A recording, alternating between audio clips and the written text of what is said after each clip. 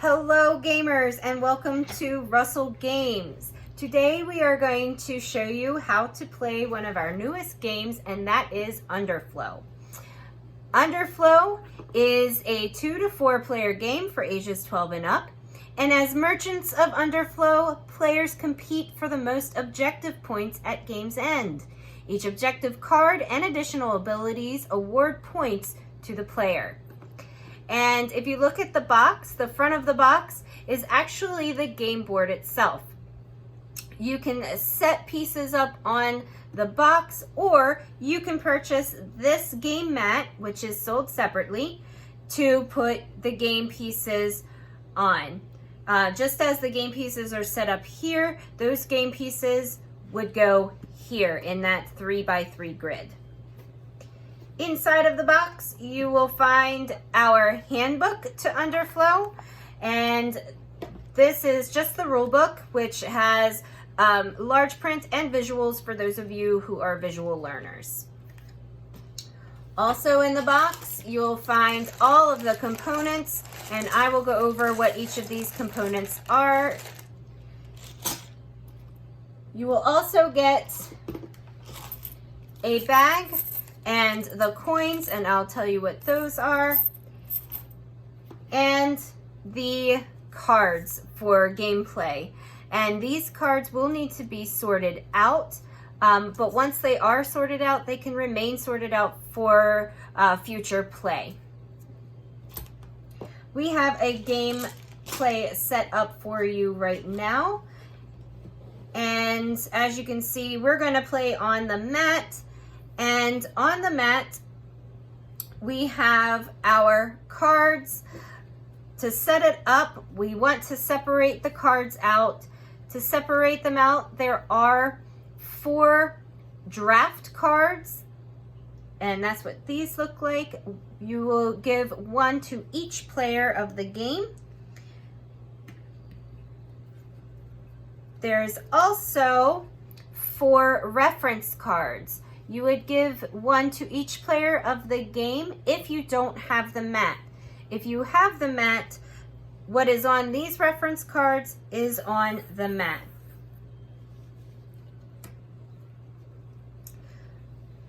You also want to separate out the action resource cards.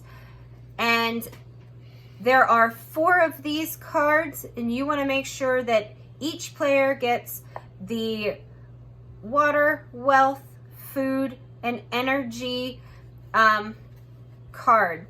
And to set them up, these are front and back. You want to make sure you set them up. Each player will set them up with the token of the flow, which is like a black wave. That is first, and because it has the water, you will set, each player will get a blue boat. That blue boat goes above that card.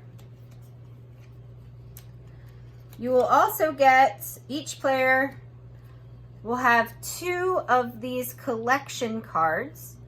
That's what this emblem means. They can be set up either this way or this way. It really doesn't matter which one's first or second, but each player will put that after the flow card. And you want to make sure each player will have a red boat to go with the food, and each player will get a black boat to go with the wealth. And then each player will have one of these cards that has the star icon, and that is our collection card, or objective card. The objective card represents what we're going to do with these, and because it has the energy, you want to put the yellow boat above that card for setup. When you set them up, these cards are front and back. You want to make sure that they are set up with the numbers 1, 2, 3, 4, 5, 6, 7, 8, because as you get these resources, your boat will mark how many of those resources you have. Once you get to 9, players can flip the card over, have 9, 10, 11, 12, and so on. So these are tracker cards for your resources. The rest of the cards are objective cards, and they have the underflow back, and each objective card is different. For setup, you're going to shuffle these cards and you're going to set them up on the mat. We have spots for them on the mat. You're going to take from the top and you're going to distribute them from left to right, top to bottom, which we already did for you, and you can set them aside. If you don't have the mat, you're just going to put them in a 3x3 grid on the table. Then you're going to use your black bag to put all of the buildings in, with the exception of the black observation tower and the white pagoda. The black observation tower represents first player token, and it has special abilities, which I'll get to later. The white pagoda building goes to the last player. So for example, in a 4-player game, the 4th player, the last player, will get this token, and this token also has a special ability, which I will get to later. All other buildings will be put into the bag and drawn one at a time to set up your board. Again, if you do not have this mat, you can use the box to set these up. And you will set them up left to right, top to bottom. We already did that for you. Then you will take the dice. There is one of each colored dice. You will put one of each colored dice into the bag and then draw them amongst the players so that each player gets an equal amount of dice. In a 2-player game, each player gets 4.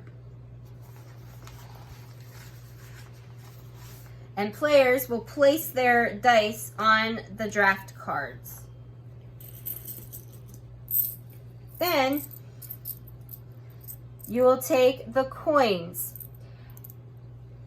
In a 2- and 3-player game, you will just use the silver coins. There are 6, and these coins represent the number of rounds.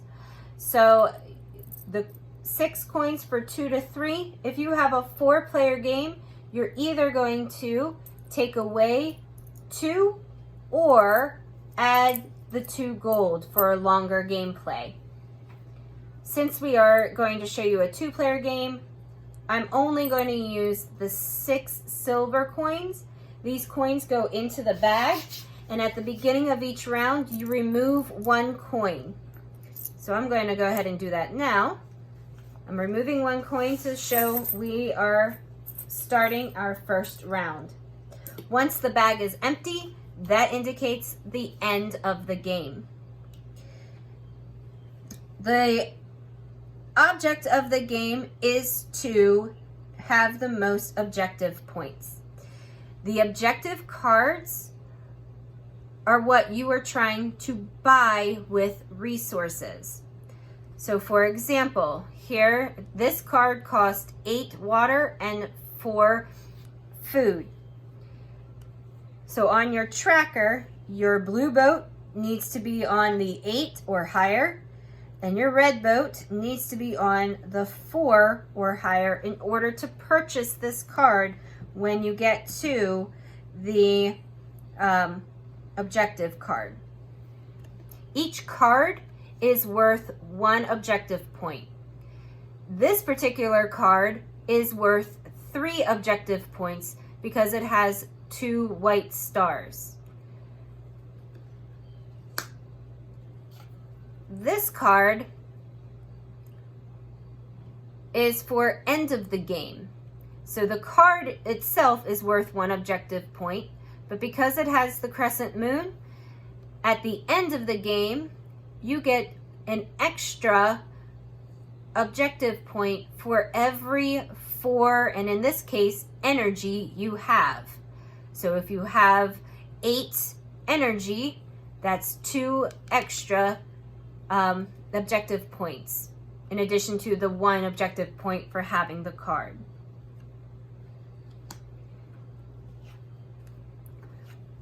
Objective cards that have these symbols, which are on your cards that are set up in front of you, can be put underneath. For example, this represents a resource or collection. Okay, this is a collection card. So if I purchase this, I'm then going to put that under one of the collection cards that I have in front of me, so that when it comes to this part, I can collect twice instead of once during that turn. If I were to purchase this card, this is the objective icon, and I would put this under the objective card, which means I can either purchase a second objective card, or I can reserve a second objective card.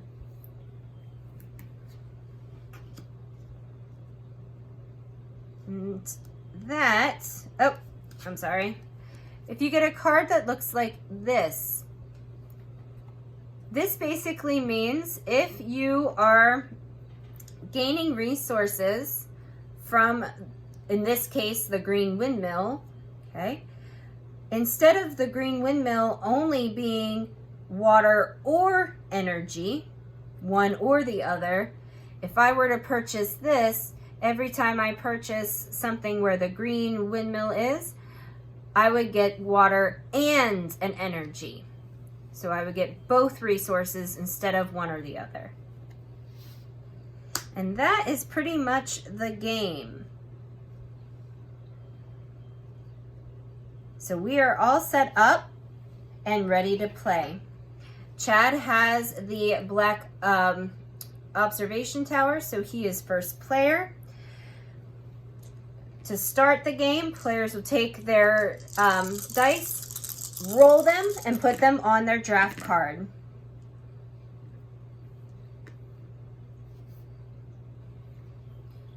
Now Chad is going to choose one of his dice that he rolled and put it on the draft, on his draft card. Flow card. Flow card, I'm sorry, his flow card. And he chose the black 1. The numbers on the dice do not represent numbers. They represent location. So in this case, that black 1 represents the center of the game board. The number 1 represents the center. The number 2 represents either this corner and this corner, or this corner and this corner. The number 3 represents this corner, the center, and this corner, or this corner, the center, and this corner.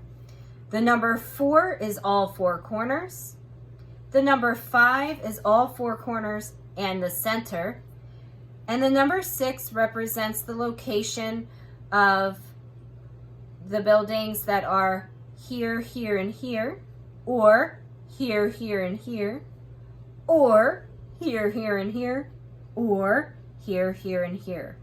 So strategically, you want to keep the higher numbers, like the number 6, because you can gather more resources with that. So you want to kind of save your higher numbers for that collection icon, the 2 bottles. Chad is going to move a black, since it is a black dice. He is going to move one of the black buildings to the center because it is the number 1. I am going to place my green number 2 dice on my flow card, and that means I can move this green icon to one of the corners, and since it's already there, I'm just going to leave it there. And now players switch their draft cards. And like I said, you want to keep your higher numbers for your collection. So Chad gave me a 6, a 5, and a 3. I'm going to grab that 6 and put that on my collection. Chad's going to go first. He has a red 6. Since I have a red, if you collect from a building that's the same color as the dice, you get double that. So I'm going to pick one of the 6 that collects with that. I'm going to pick these 6. So you would mark that. I would get, I'll start this way. I'll get a wild. So just for the example, I'll pick a blue. So white in this game, white is wild. So you can choose whether you want water, food, energy, or wealth. Whatever resource you want here. I'm going to pick a black. Which is... And then I'm going to... Orange is red or yellow, and since I'll just go down the line for this example. And with orange, you can look at your reference. Orange is either your food or your energy. I get another black. I get a red. And because my dice was the same color, I get an extra.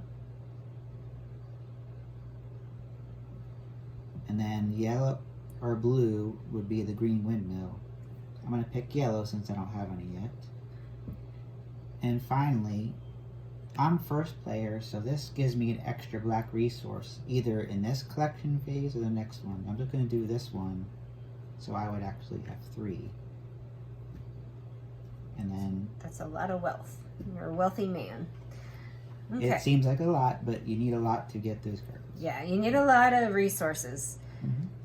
So I chose the yellow 6. So of course, because I want an extra yellow, I'm going to choose these resources right here.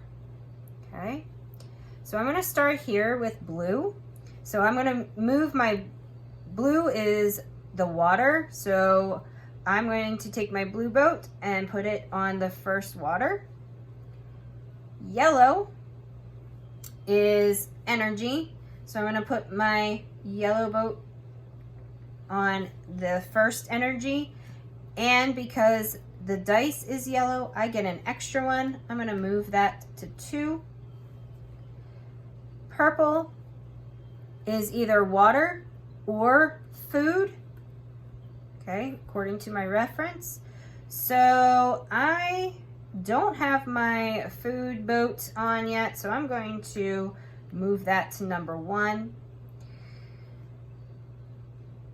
I get a wild, so I'm going to, since I don't have wealth yet, I'm going to put my wealth on the board. Black is wealth again, so I get to move that to 2. And orange is either food or energy, red or yellow. So I'm going to move my red boat to 2 since my yellow one is already there. Now, once all players have gone and did their first gather, we're going to switch again, draft. The draft raft is going to move. I'm going to skip actually doing this for the video's sake. I would pick this and then do the same thing. I would pick these 5. Mm-hmm. And then you would pick probably the 4. I would pick probably the 4. And because it's white, I'm going to actually, since I'm the last player, I'm going to use the pagoda. And during collection phases is when first player and last player will want to use these, because these give them an extra resource. For the first player, Chad got an extra wealth. For the last player, because it's white, white is any color. So I get to choose any color I want to gain an extra resource. So I'm going to play that one, and I can choose, let's say I choose wealth to gain. So I would gain an extra one for that. And then, of course, I would, for the sake of the video, I'm not going to do it, but I would choose the 4 corners because this is a number 4, and I would get those resources. And then for the last draft, you get the last dice to put on the objective card. So the objective card, now this is going to tell you the location of what objective cards you can get. Chad got a 2, so that means he can choose to purchase this one, or this one, or this one, or this one. So he needs to say which way he's going to go, and if he has enough resources, he could buy it outright, and there he would have a objective point automatically. Or if he doesn't have enough resources to buy it, he can choose to reserve it. So if he reserves it, he doesn't have the points yet until he fulfills all of these, but it's on reserve. The first round of the game, you usually can't buy anything, so I'm going to reserve. You can reserve as many as you have stars. So I'm going to reserve a corner one that I really like. I'll just say this one. And then I'll work toward actually buying it next time. If for some reason I couldn't reserve anymore or buy one, I would instead get resources that are the same color as the dice and the same quantity as the dots on the die.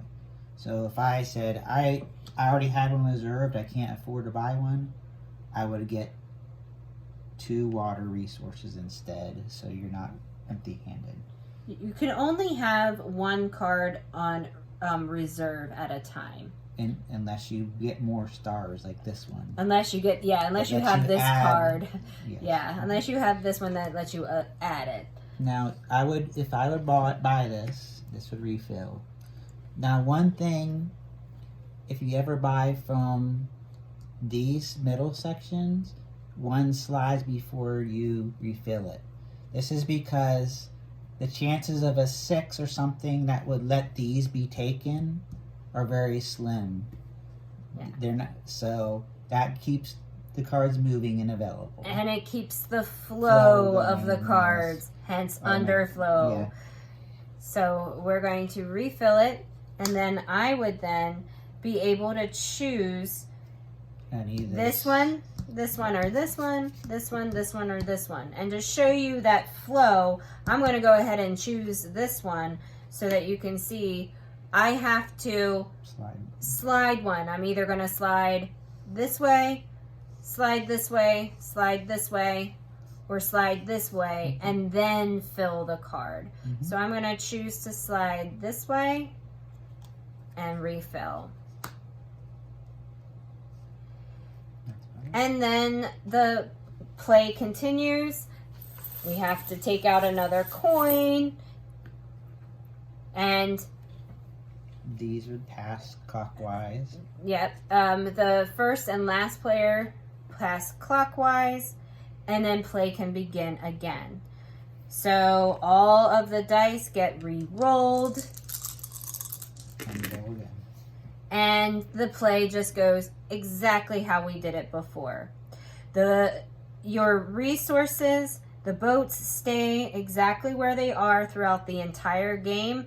You don't reset them after each round. They stay where they are so that you are trying to get those points to buy those cards. You move them only when you're spending them. Yeah. It's your currency, resource cards. Yeah, basically like money, only you're tracking instead of using money. And that is Underflow, everyone. We hope you enjoy this game. We love it. We have played it several times, and I tend to win. So enjoy the game, everybody. Thank you.